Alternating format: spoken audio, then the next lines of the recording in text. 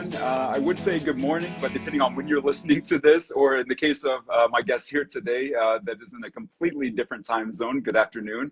Again, my name is Aaron, and we have a very interesting, and I have no doubt very informative conversation for you today.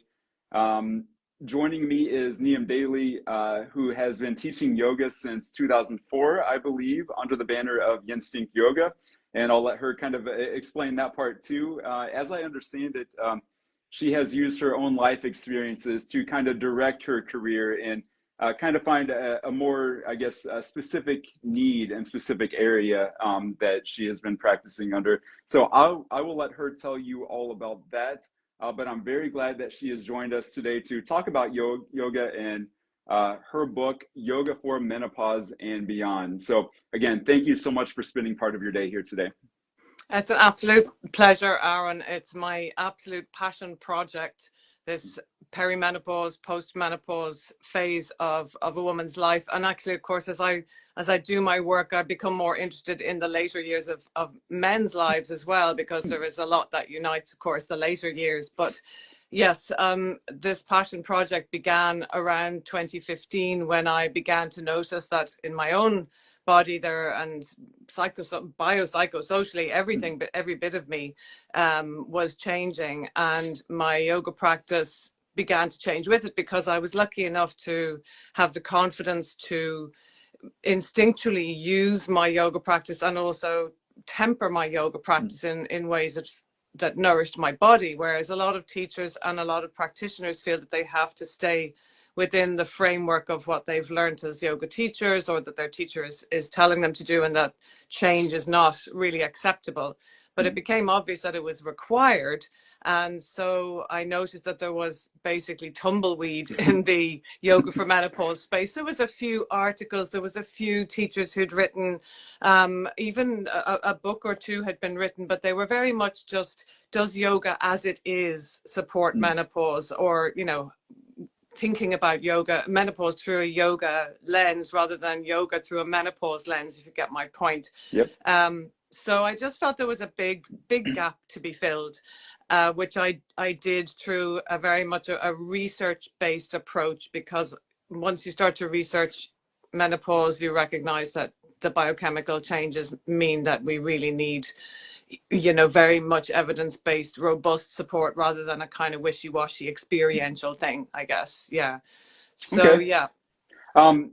So very interesting. And I think a lot of women are probably very happy that you've kind of dove into this a little more in detail. In looking through the book, of course, you mentioned a number of symptoms that people going through perimenopause might experience, and some of those are, I think, the ones that a lot of us are familiar with, the common ones like fatigue, low mood, anxiety, sleep disturbances, brain fog, weight gain, headaches. I mean, these are some of the more common ones. I know you have another list of maybe less common ones that you can talk about. So I guess what I know of yoga, it seems to, I guess it would seem like a perfect remedy for some of these symptoms. But you mentioned kind of your studies and, you know, doing more research into this. So I guess, what makes yoga for menopause so important, or such an important part of the process?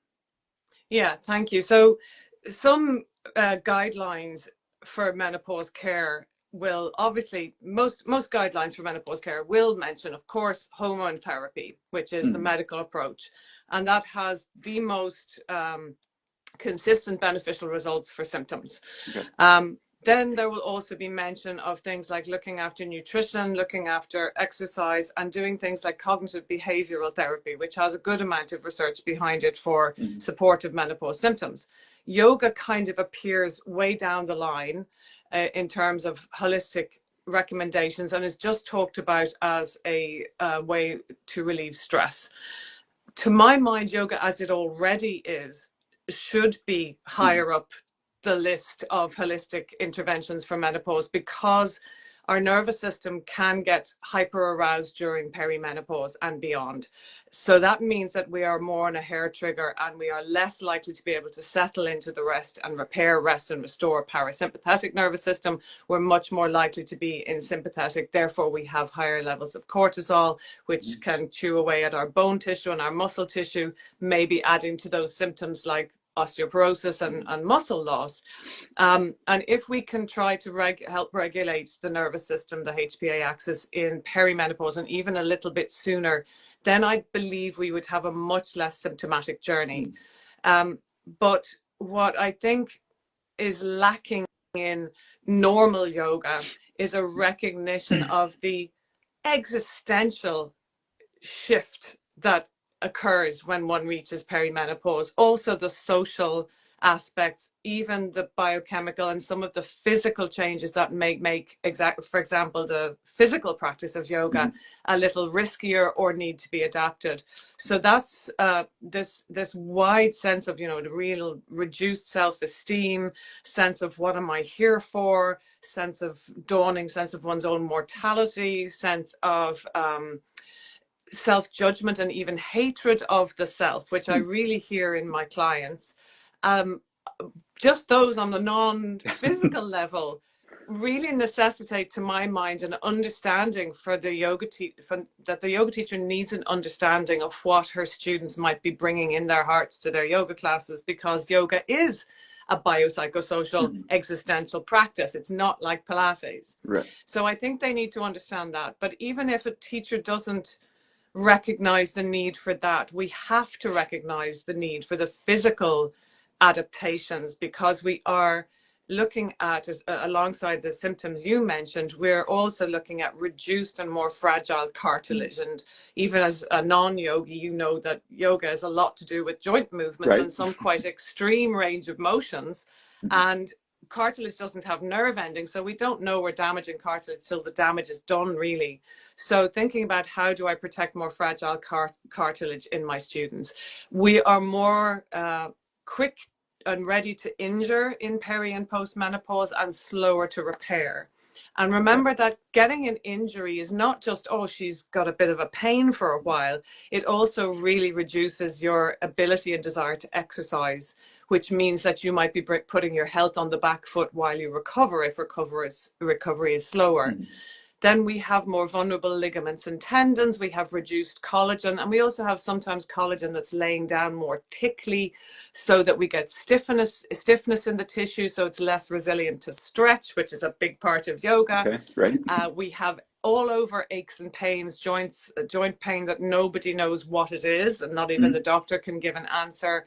And we have a more hair trigger inflammation response, or sort of excessive inflammation response. So on a very logical level, purely from the physical perspective of yoga, these things need to be taken into account. Also, over 50% of women over 50 have low bone density, and so knowing how to care for people with low bone density in asana, in postures, is so essential. So I hope that would convince people that we need something adjusted, at the very least on a physical level, if not more. And I believe much more needs to be adjusted. Everything you just said makes perfect sense when presented that way in terms of what we're talking about here. I guess a follow-up question, or a couple of follow-up questions there, is why do you think, when you were kind of researching the history of this, why do you think it was so low on the list as far as remedies for menopause or perimenopause? And also, from your perspective in being in this, why do you think it has taken so long, or why don't more, I guess, yoga professionals, teachers, focus on that? Is that just their own personal interest, maybe in the area that they want to go into, or maybe it just hasn't been researched enough? I'm not sure. What a juicy, many-layered question that has such a huge resonance. So yes, it can be that teachers aren't interested until they start to meet that phase in their lives, or they see students at that phase in their lives in their own classes, and that's understandable, of course. Do you need to learn about menopause when all your students are 20? You probably don't. But at some point, as you age, your students are going to age, and we usually attract students around the same age as us. Then why has it not been in the general conversation? That's the bit that's huge. And I think it's partly to do with a sense, okay, this is sometimes controversial, that in the yoga world, we're sometimes resistant to change, and we're resistant to the idea that yoga might need to adapt for people rather than people adjusting themselves to fit into yoga. There is a sense, sometimes a slight defensiveness of like, you don't need yoga for menopause, just do yoga. Yoga is perfect as it is, and that it's an insult to the great tradition. And the great tradition is incredible. There is stuff in yoga that you're like, how did they know this? How did they figure this out without any scientific research into what they've done? It's quite extraordinary. But there's also lots that we do know that nobody 2000 years ago or 100 years ago knew, and that's where the adaptation comes in.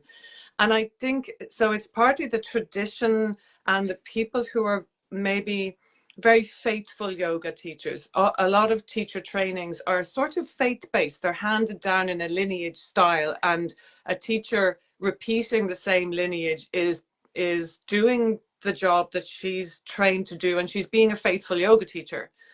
And to change from that sometimes feels like a betrayal of her lineage or whatever. But the other thing I think maybe a bigger thing is that menopause in general is associated with age and with aging, and we still have age stigma. We have age stigma globally, but we have age stigma in the yoga world. And I don't think we're having that conversation enough, that there's this sense of, no, my practice must not change. My practice must not need to change. If my practice needs to change, I'm less of a yogi. And all of that is in denial of the natural changes that come into the body as you move through the years. There are the super yogis who are in their 70s and still doing all the crazy shapes, but for the majority of people, their practice needs to change in peri and post menopause. And for older men, it often needs to change too. But older men are less prone to some of those structural difficulties than women are. So I think it's a mixture of yoga being less inclined to look into where it needs to change, and then the ageist thing that makes us uninterested and unwilling to change. Okay. I think what you said right there is something that a lot of people can relate to, though, in the sense of when we get into our careers, or maybe we're studying a specific field, we tend to adapt and learn new things, and kind of I guess rethink our approach to different situations, where there's certainly nothing wrong with the way that other people are doing things, for sure. Very successful, very beneficial. But yeah, you just taken that different approach, and kind of, I guess it sounds like, anyways, maybe stepping out of the box a little bit and exploring this new area here. Was that kind of your goal there, I guess? To step out of the box? Right. Well, I guess to step out of the box, but really just to kind of continue evolving in what you're doing, and the way that you're helping your students. Yes, that's a big part. I find, well, we all know that if we stagnate, it's less beneficial for every bit of us. So if we stagnate in our yoga practice, or in the gym, or in our intellectual learning, things go downhill pretty quickly. And for longevity and strength and resilience, we need change, we need newness. So for building bone density, we need to increase the level of weights we're lifting. To improve our brain health, we need to keep learning. So I think it's partly, Aaron, it's because I think the people in my classes and the teachers that I hope will influence other people deserve me to keep learning and keep exploring. But it's partly because I'm a restless, curious spirit. So it's partly personal, and partly partly about my care of my clients and students. But I do think that this is an area which is now being loudly shouted about. It wasn't when I started this work. And we need to keep on top of it, because it's gotten a bit messy. So I think we need to keep on our toes and keep studying what's really definitely the case, there's a lot of weird stuff creeping in that as a yoga teacher, I think we need to offer the middle ground, the truth, the multiple study-based, evidence-based stuff rather than the magic silver bullet that may come from a nutritional therapist or a medical professional or a pharmaceutical company or a herbalist. There's a lot of crazy stuff out there. So keeping curious and staying outside that linear box is very important to me. Yeah. Okay. And you might have just answered my next question there, but when I began looking through this book, I noticed that maybe different from a lot of other similar resources, you do mention research studies and kind of diving into the research a little more. So I guess maybe explain a little more your perspective there, whereas my experience, my knowledge of yoga, it seems to be a little more laid back. Kind of go with the flow, but which I think is good. Probably something that I need more in my life, to be honest. But at the same time, you kind of take this different perspective, or at least that's kind of what you explain in the book. Yeah, that's a great way of saying it. Yoga is a bit more go with the flow. And when you go to a teacher training, you're learning to disseminate yoga as a whole. You're not kind of diving, well, it depends on the training. Traditionally, it's not, most schools are not about direct health benefits from direct practices, but there is a school of yoga, mostly influenced by, you may have heard of Iyengar, where the idea of ascribing particular health benefits to particular poses and particular breathing practices, for example, became quite strong, and a lot of teachers will go and train in that way, and then they want to sort of go and fix their students or support their individual struggles. But with that came a bit of a frenzy of trying to claim that certain positions influenced particular areas of health. But when you look into it, it doesn't make a lot of logical sense. For example, a shoulder stand can support your hypothyroidism, but actually the stimulus of thyroxine is not from the thyroid, it's from the brain. So the principle behind this was the neck position in a shoulder stand or in a bridge. Okay. But what that's just doing is compressing perhaps the thyroid. So maybe there's a little squeeze, compression, and a little release, and a little new fluids coming in from the lymphatic system. We don't really know. But to claim that it helps with hypothyroidism is a leap pretty far. Or that cobbler pose where we lie back on bolsters with our knees apart helps restore menstrual regularity makes no sense, because again, menses is led by biochemistry. It's not led by the physical position of your body. And so I was starting to see that there were those kinds of recommendations in articles about yoga, applying yoga for menopause, that this posture would relieve menopause symptoms. But we don't actually have evidence for any single posture in the entire yoga canon for any one health benefit, except there was one study done into side plank helping C-curve scoliosis. That's it. That's it. So I was really keen to ensure that when women are at a phase in their life when they need so much, that they would not be offered half-truths or hoped for truths.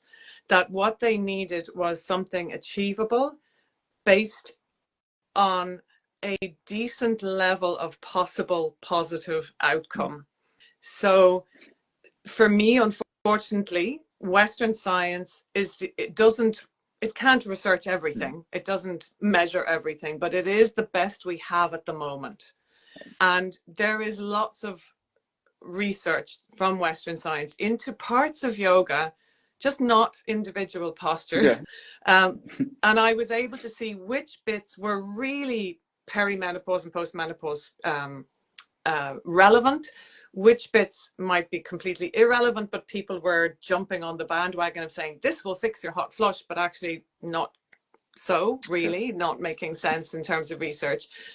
And sort of bring in the bits that we have the research around, just because I think we have a responsibility when women are often in really desperate need, Aaron, really nearly going under. They need to not walk away thinking, oh, well, I didn't do it well enough if it didn't work for me, or yoga is rubbish if it didn't work for me. So that's why it's so important to me And there's loads. And it brought me away from yoga in a bit of anger, seeing the claims that were made. Okay. And it brought me right back, seeing the unbelievable stuff that yoga has in it that has research around it. Okay. So I'm interested, what are, so it sounds like there are differences between maybe traditional yoga and yoga specifically for menopause. Um, what it, I guess if you could explain or maybe give some examples of what you would do differently, maybe in a yoga class, what kind of makes that stand out a little bit more? Yeah. So I guess one of the most important things is that there is an information element to it. So there's a thing called the information support method, which is something delivered to people when they've had a diagnosis. Now, perimenopause isn't an illness, but it is a life struggle. And the information support method is about explaining the diagnosis to the person, telling them that it's not the end of the world, and then letting them know what they can do for themselves. Okay. And this information support method is known to be empowering and to assist in outcomes. So part of what people learn from me when they come to my yoga teacher training, and I really believe I've put the whole flipping thing in the book, you know, I've kind of possibly done myself out of a job by making the book so comprehensive. Right. So what a yoga teacher will learn is how to help someone understand what's going on in their body. So they'll be able to say to them, that sounds like it could be a perimenopause symptom. That maybe not, maybe go to the doctor. But the way we do that is usually through a sharing circle at the beginning. So the women will ask the women to talk about their experience, and then based on what's in the room, the teacher will expertly return with some information that helps the woman feel less alone, less crazy, less fearful. So we're able to say, yes, I know those hot flushes are grim, but just know they don't affect your health badly. You know, they're there, but they're not going to kill you. And we might say, oh yes, that dizziness you're experiencing is not because you're developing a neurological disorder. It's quite common in menopause. And here's some tools that can help.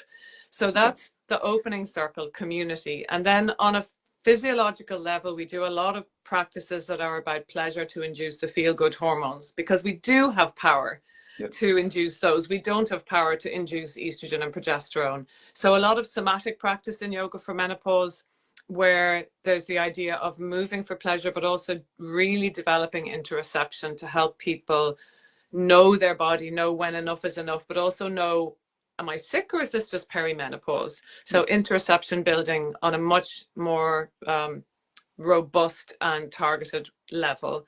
And then with asana, with the postures, there would be definite intention to build muscular strength, because we know that muscular strength is really important for longevity, protects the bones. We don't claim that yoga for menopause or yoga in any way can increase bone density, because we do not have research for that, despite a famous study that created a wild myth in the yoga world. So we don't claim that it protects, that it builds bone, but protective of reduction of fracture risk and muscular strength. And then it would also, there'd be stuff in there that my favorite bit is brain training exercises. So we add lots of eye exercises and contralateral movements and things to keep the brain going, because those are the main health concerns. And then extra rest. Right. Which I think is something that we could all benefit from. Yeah. that extra rest for sure. Yeah, this has been a very intriguing conversation. I'm definitely even more interested in it now. I promise not to take up too much of your time, and I know we do have a little bit of a time difference with being in a different time zone, but definitely thank you so much for your time today. Thank you everyone for listening. If you haven't got your copy yet, definitely go pick up your copy of Yoga for Menopause and Beyond. You can get it on our website, us.humankinetics.com. I know it's available on Amazon, probably numerous bookstores as well, if you don't want to wait for it to be shipped to you there. You are going to get all of the information that we talked about today, so much more. There are full color photos with poses helping explain and kind of direct you through that. I would encourage you, even if you are a person who will never experience personally menopause or perimenopause, I, as a man, know that I have women in my life. I train women, so this is something that I need to be more knowledgeable about too. So as a trainer and coach myself, I would encourage everyone that even if this is something that you won't experience yourself, get a little more into, you know, the readings, and kind of educate yourself a little bit more so that you can help other people and maybe be a little more understanding of what people might be going through there. So thank you again so much for your time. I will give you the last word here again so you can kind of wrap it up, and maybe make sure that everyone knows where they can follow you and keep up with all the great work that you're doing. Thanks, Aaron. Yeah, it's Instinct Yoga is my my profile on social media, and it's the name of my website, Instinct with a Y in front. And I do online classes, and I train yoga teachers in yoga for menopause. I train psychotherapists in menopause awareness for psychotherapists, and I also sometimes do some training for people like you, Yep. personal trainers. Yeah. And so yeah, that's it really. I'm in Ireland, just in case anybody Yep. didn't notice the accent. And my dreams, I guess, for the book are that individuals will buy it, but I would love, love, love to see it one day on curriculums in yoga teacher trainings everywhere. You know, I want to do myself out of a job and not run the training myself, but that is Yep. everywhere across the board, and that would be the textbook. That would be such a joy. Yep. Again, awesome, very intriguing conversation. I definitely learned a lot. I know everyone else did as well. So again, thank you so much, and I will talk to you soon. Have a great rest of your day.